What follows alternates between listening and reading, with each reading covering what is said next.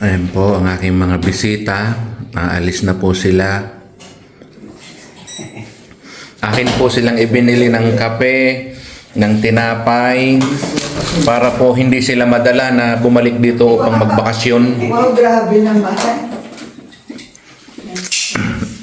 Yan po ang isa, nakahiga pa. May breakfast pa dito. Ano, bed and breakfast natin? Ingat. Magsulat kayo ha. Paglabas namin, Yes, of course.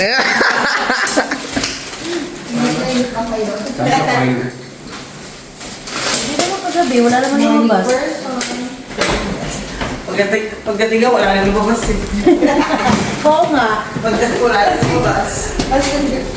Ako naman ay. Dito ako lang ako. Nung pagka-electric ako. Ay siya. Okay, ingat kayo, ingat. Okay, ciao.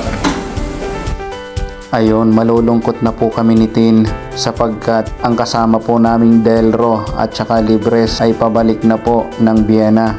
Nauna kasi ng isang araw ang flight nila pabalik ng Vienna, kaya't kami po ni Tin ang maiiwan.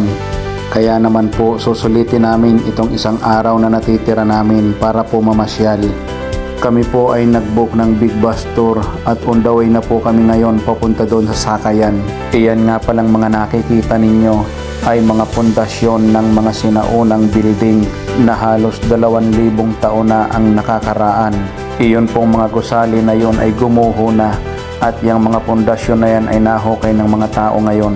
Kagaya po ng mga nabanggit ko doon sa unang video, hindi po kayo mapapagod ng paglalakad dito sa Athens dahil sa karamihan ng makikita ninyo sa paligid. After po ng ilang minuto na paglalakad ay heto at narating na po namin ang istasyon ng bus naming sasakyan.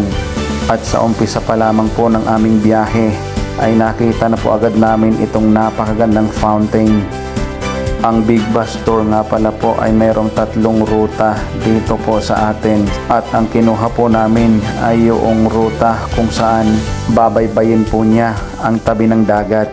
Sayang nga lamang po sapagkat wala kaming time ni Tin ngayon para maligo sa dagat. Sa totoo lang po ay halos 1 oras at kalahati po ang dire-diretso naming biyahe na puro dagat lamang ang nakikita namin.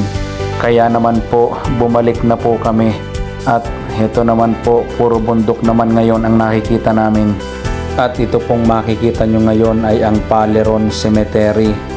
Diyan po nakalibing ang halos nasa 2,000 sundalo na namatay noong World War II. Halos nasa 4 na oras po ang biyahe namin doon sa bus tour, kaya naman po kami ay gutom na ngayon. Kaya naman po on the way na kami papunta po sa restaurant. At after po ng ilang minutong paglalakad ay heto at nandito na po kami sa restaurant. Ngunit meron pong pila pagdating namin. After po ng ilang minutong paghihintay ay heto, nakaupo na kami at naka-order na rin po. At sa sobrang gutom po namin ay naparami yata po ang aming in-order. At syempre, more on seafood ulit yan. At agad na po naming nilantakan nung dumating na lahat ang aming mga order. At nung nabusog na po kami ay heto po ang nangyari. yan, isang bata. Hindi makaubos ang kanyang in-order. Napakarami pa.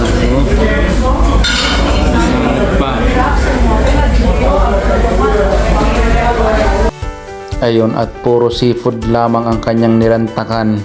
At nung palabas na po kami ay heto, makikita nyo na talagang may pila pa rin po dito sa labas. Ito nga pala pong aming kinainan ay Atlanticos Restaurant.